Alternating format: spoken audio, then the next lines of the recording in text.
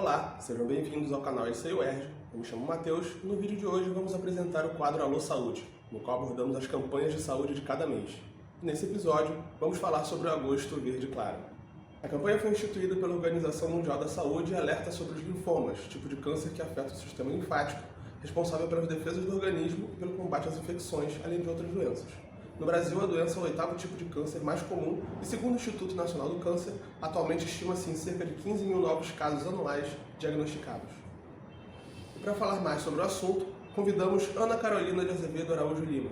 Ela possui graduação em Medicina pela Fundação Técnico-Educacional Souza Marques, residência médica em Hematologia e Hemoterapia no Hospital Universitário Pedro Ernesto, da Universidade do Estado do Rio de Janeiro, UP da UERJ.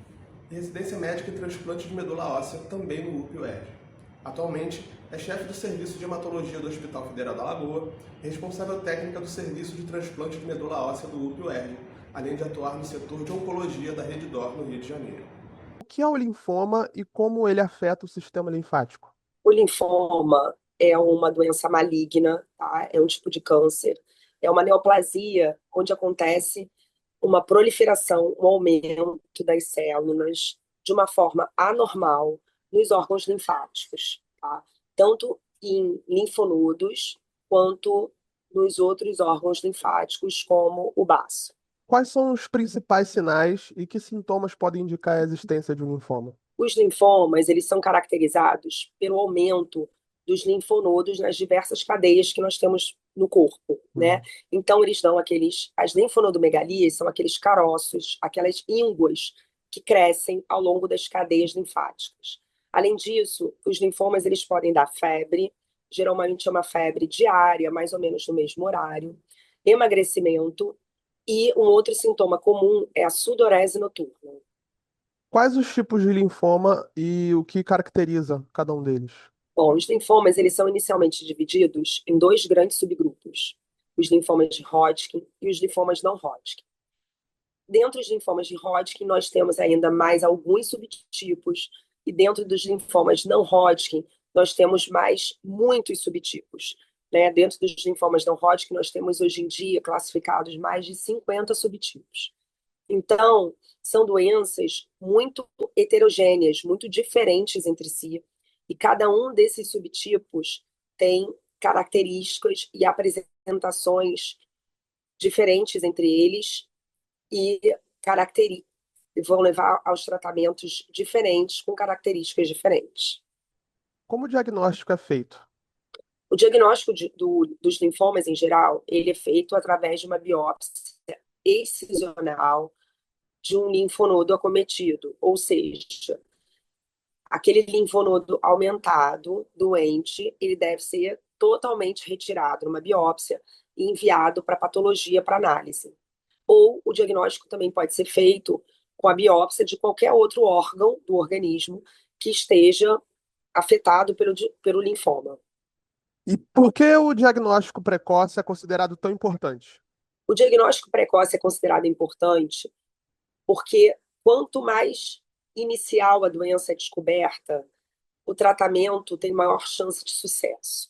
Os pacientes que eles fazem diagnóstico numa forma mais precoce, eles vão melhor no tratamento, têm uma chance de cura maior. Os pacientes que recebem o diagnóstico, só conseguem fazer o diagnóstico de uma forma mais tardia, eles fazem diagnóstico numa doença mais avançada. Com isso, o tratamento é um tratamento mais difícil e a chance de cura é uma chance que diminui. E quais são os fatores de risco para o desenvolvimento de um linfoma? Existem formas de prevenção? Os linfomas, alguns subtipos, eles estão relacionados com alguns vírus. Alguns linfomas estão relacionados ao vírus do HIV, alguns estão relacionados ao vírus da hepatite C, ao vírus do HTLV e ao vírus do Epstein-Barr. Mas a maioria dos linfomas não tem um fator de risco pré-estabelecido.